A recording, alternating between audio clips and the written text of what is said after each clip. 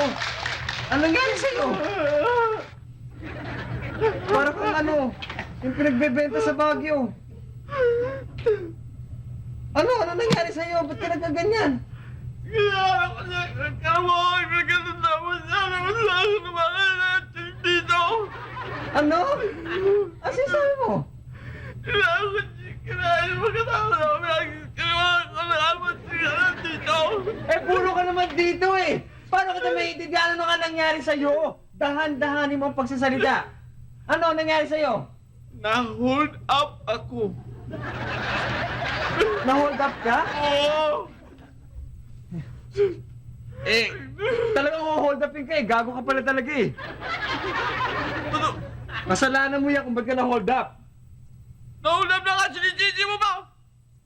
Eh, paano ka hindi hold upin? Eh, mukha ka naman talagang hold upin. Tinong nga yung tsura mo.